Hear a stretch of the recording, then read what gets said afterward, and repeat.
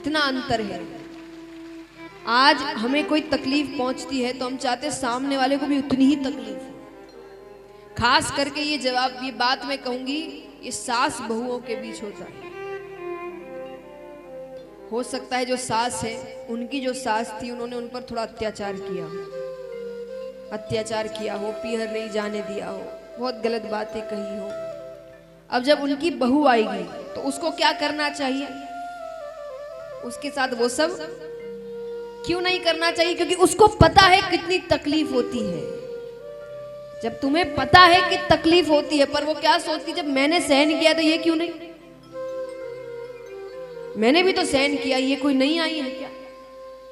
और तुमको तो पता है कि वो जो भी हुआ वो गलत था, उसे तुम्हें तकलीफ हुई है, तो वो तकलीफ किसी और को क्यों देना? तुम्हें तो और कहना चाहिए जो मेरे साथ हुआ वो इसके साथ नहीं होगा। पर हम क्या सोचते, हमारे साथ भी तो हुआ, तो ये कौन सा नया है, इसके साथ भी यही होना चाहिए। पुरुषों में कहे तो ऑफिसों में बॉस ने ऊपर चिल्लाया तो आपके नीचे जो व्यक्ति काम करता है आप उस पर चिल्लाते हैं, क्योंकि आपके लिए वो ऐसा है जिस पर आप अपना दोष जमा सकते हैं। वो उसके नीचे जो होगा उस पर चिल्लाएगा। पर ये भूल जाते हैं कि जिस तकलीफ को हमने सहन कर लिया वो किसी और को ना दे। तो द्रौपदी जी ने क्या कहा, मुझे पता है कितनी तकलीफ होती है अगर अपना बच्चा मर जाए तो। ये भी तो किसी का बेटा है। आज जो हालत मेरी है वो कल इसकी माता की हो जाएगी। मत मारो, जाने दो। जाने देते हैं लेकिन मारते नहीं, पर उनको अपमानित कर देते हैं। उनके केश काट दिए जाते हैं, उनके सर पर एक मणि लगी थी वो मणि निकाल ली जाती है। और ऐसे भी अश्वत्थामा अमर है।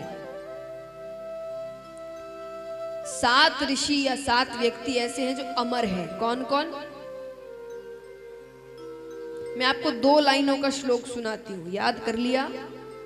इसमें 2 में आधे से ज्यादा नाम ही है, आपको सारे नाम याद हो जाएंगे। कौन कौन अमर है, जान पता होना चाहिए कि हमारे कौन कौन से लोग हैं जो अमर है आज। कौन है? अश्वत्थामा बलिर्व्यासो हनुमान च विभीषण कृपा परशुरामश्च सप्तऋषि चिरंजीवी। कौन कौन हुए?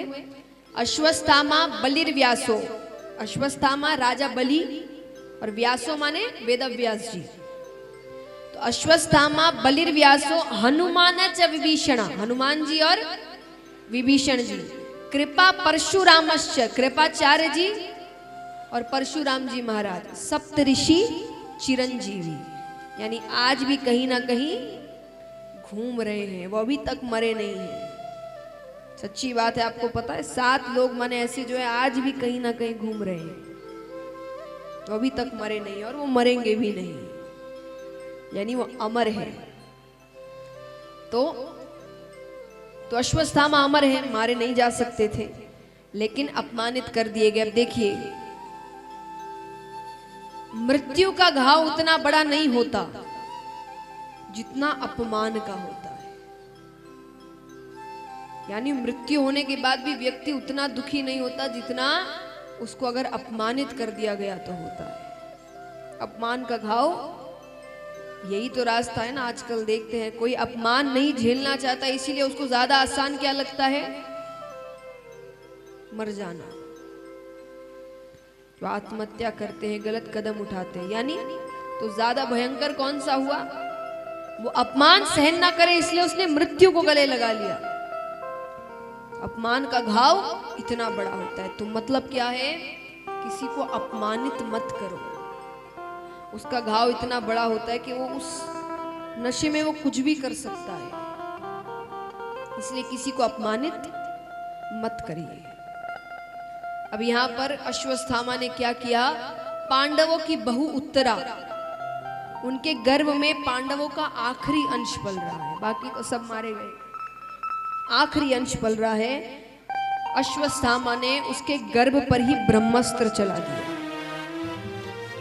अब ब्रह्मास्त्र चला दिया तो वो दौड़ी दौड़ी पांडवों के पास नहीं गई, राजा के पास नहीं गई, अपने पिता के पास नहीं गई। वो किसके पास गई? श्री कृष्ण। दौड़ते हुए रोते हुए जाती है और सिर्फ एक ही विश्वास लेकर, जिसने मेरी सास की रक्षा की वो मेरी रक्षा क्यों नहीं करेगा। और जैसा मैंने कहा, भगवान भक्त को रोते हुए नहीं देख सकते, तो भगवान ने ऐसा काम किया जो उन्होंने 24 अवतारों में नहीं किया। क्या किया? भगवान ने 24 अवतार लिए, हर वक्त जब सही समय आया प्रकट हो गए। भगवान गर्भ के अंदर नहीं गए हैं। गर्भ के अंदर जैसे व्यक्ति रहता है वो भगवान है। आपको पता है गर्भ के अंदर जैसे हम रहते हैं, वो अगर ठीक से समझा दिया जाए अभी, तो कोई अगला जन्म लेने को तैयार ना हो, ऐसी हालत में रहते हैं गर्भ के अंदर। तो भगवान तो वैसे नहीं रह सकते, वो भगवान है। ऐसा नहीं कि वो रहना नहीं चाहते, पर वो भगवान है और बाकी सब साधारण मनुष्य है। तो एक साधारण मनुष्य के घर में भगवान समा जाए, ऐसा हो नहीं सकता। इसलिए जब समय आया वो प्रकट हो गए। लेकिन भगवान ने उत्तरा के लिए, भगवान उत्तरा के गर्भ के अंदर जाते हैं। यानी एक साधारण मनुष्य का खून इत्यादि अंदर कितनी चीजें होती है, वो सब भगवान को छू रही है, लेकिन भगवान ने सब भूल गए। वो एक भक्त का रोना नहीं देख सकते, उसके अंदर जाते हैं। वहां पर एक सुरक्षा चक्र बनाते हैं, अंदर छोटे से राजा परीक्षित बैठे हैं। मानो उस बच्चे ने जीवन में पहले दर्शन ही भगवान के किए थे। दोनों एक दूसरे को देखते हैं, उनकी आंखें मिलती है। वो ब्रह्मास्त्र आता है पर वो विफल हो गया, क्योंकि गर्भ के अंदर भगवान बैठे हैं। फिर भगवान गर्भ से बाहर आ गए। बाहर आके भगवान कहते अब मैं चलता हूं। सबको सबका राज्य मिल गया, भगवान जाने लगते हैं। चले गए, बीच रास्ते से घूम के आते हैं। अब घूम के भगवान दौड़ कर आए, मानो उनको कुछ याद आ गया तो दौड़ कर आए। तो यहाँ पर सब युधिष्ठिर कहते मेरे लिए आए हैं। कुंती बुआ ने कहा मेरे लिए आए हैं। अर्जुन कहते पूरी दुनिया जानती है कि वो मुझसे प्रेम करते हैं सबसे ज्यादा, वो मेरे लिए आए हैं। भगवान कहते मैं किसी के लिए नहीं आया, मैं तो अपने भीष्म के लिए आया हूं। भगवान ने भीष्म पितामह को वचन दिया था कि उनके अंत समय में भगवान उनके पास रहेंगे। क्यों दिया? जब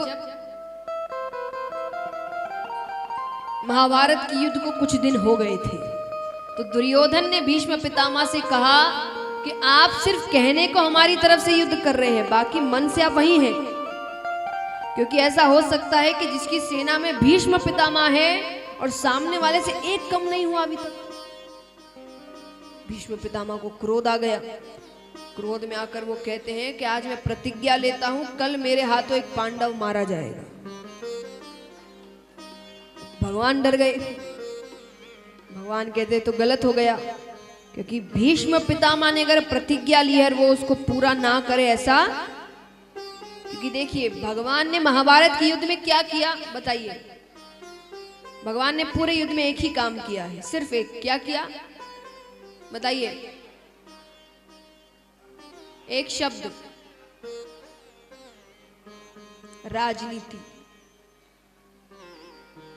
भगवान ने पूरे युद्ध में केवल, कौन कहता राजनीति खराब है? भगवान जैसे करो। ये महाभारत का इतना बड़ा युद्ध इसलिए बना क्योंकि उस आदमी ने पूरी राजनीति कर दी थी। लोग कहते हैं आज हम इतनी बातें करते हैं, हम आपको ज्ञान दे रहे हैं, इतने मोटिवेशनल स्पीकर है, मोटिवेशनल स्पीच होती है। मेरी नजर में सबसे बड़ी मोटिवेशनल स्पीच कौन सी है? गीता जी। और सबसे बड़े मोटिवेशनल स्पीकर कौन है? श्री कृष्ण, जिसने भाई भाई को लड़वा दिया। अर्जुन हथियार उठाने को तैयार नहीं थे। अर्जुन ने कहा था मैं हारना और मृत्यु स्वीकार करता हूं, पर मैं अपने अपनों को नहीं मारूंगा। भगवान ने क्या पट्टी पढ़ाई, उसने सबको खत्म कर दिया। मतलब क्या स्पीच दी उन्होंने कि वो सब भूल गया। पर किस लिए दिया? धर्म को बचाने के लिए सिर्फ। तो यानी राजनीति करो, जी भर के करो, पर धर्म को बचाने के लिए उन्होंने जो किया धर्म को। तो भगवान डर गए। भगवान कहते कुछ ना कुछ तो करना पड़ेगा। तब भगवान द्रौपदी जी को साथ में लेकर, अब देखिए जब युद्ध हो रहा था, शिविर अलग अलग है। एक तरफ कौरवों का शिविर है, एक तरफ पांडवों का। ये यहाँ नहीं जाते, वो वहां नहीं जाते। युद्ध हो रहा है तो कौरवों के शिविर में भीष्म पितामह का शिविर भी है। अब कौरवों के शिविर में भीष्म पितामह के कमरे में कौन कौन आ सकता है? या तो कौरव की सेना, कौरव या उनकी पत्नियां। पांडव की तरफ से कोई नहीं आ सकता। अब यहाँ पर वो लेटे हुए हैं भीष्म पितामह, आंखों पर हाथ रखकर। द्रौपदी जी से भगवान ने कहा, जाना, मुख से कुछ मत कहना, सिर्फ पैरों का स्पर्श करना। उन्होंने कहा ठीक है। वो चुपचाप जाती है, पैरों को जैसे ही हाथ लगाया, भीष्म पितामह देख नहीं रहे, उनके मुख से निकला अखंड सौभाग्यवती भव।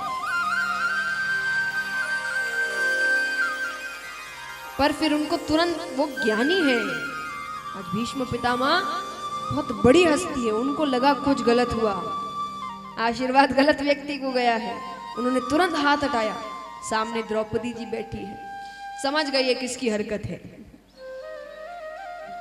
वो चुपचाप शिविर के बाहर निकलते हैं। शिविर के बाहर भगवान खड़े हैं, मुस्कुरा रहे हैं। भगवान कहते हैं, एक बात बताओ, प्रतिज्ञा बड़ी कि आशीर्वाद बड़ा? भीष्म पितामह कहते हैं, प्रतिज्ञा तब बड़ी जब मैं जीवित रहूंगा। इतना कुछ किया है तो कल एक और काम कर देना। कल अर्जुन से कहना, शिखंडी को सामने रखकर मुझ पर बाण चला दे। मुझे पता है मैं अधर्म का साथ दे रहा हूं, मुझसे और सहन नहीं होता, मैं गलत कर रहा हूं, मैं सब जानता हूं, जानते हुए कर रहा हूं। मुझ पे कितना पाप चढ़ रहा होगा सोचो। आप नहीं जानते हुए पाप करते हैं तो थोड़ा बहुत तो सर पे पाप चढ़ता है, लेकिन वो तो सब जानते समझते काम कर रहे हैं। वो कहते मुझ पे तो कितना पाप चढ़ रहा है। भगवान कहते ठीक है, लेकिन तब भीष्म पितामह ने कहा, मैंने तुम्हारी सहायता करी,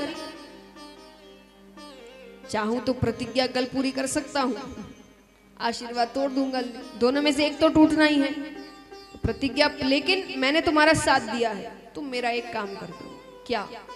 अंत समय में तुम मेरे पास रहना, मुझे तुम्हारे ही दर्शन होने चाहिए, बस। हमें भी यही मांगना है। देखिए, भगवान ने जीवन ऐसा बनाया है कि हर व्यक्ति के जीवन में एक ना एक बार दुख सुख धन संपत्ति ये सारी चीजें आती ही है, एक ना एक बार सबके जीवन में आएगी। बस एक चीज है जो भगवान ने सबको नहीं दी, और वो है अंत समय में किसके दर्शन होंगे, क्योंकि अधिकतरों को यम के ही दर्शन होते, भगवान नहीं आते जल्दी से। वो बिरले होते हैं जिनको भगवान लेने आते हैं, वरना अधिकतरों को दर्शन तो यम के ही होते हैं। यम के दर्शन मतलब ये नहीं होता कि आप नरक ही जाएंगे। हमारे जीवन में ना समय बांटा गया है स्वर्ग के और नरक के। जितने पुण्य किए होंगे उतनी देर के लिए स्वर्ग भेज देंगे, जितने पाप किए उतने, लेकिन ये दोनों समय में लेने यम ही आएंगे। भगवान लेने आए इसके मतलब भगवान धाम लेकर जाएंगे अपने। तो वो हम भी जानते हैं, इतने अच्छे पुण्य तो किसी ने हमने किए नहीं कि भगवान लेने आए। तो मांगना ही अगर कुछ है तो यही मांगो। आइए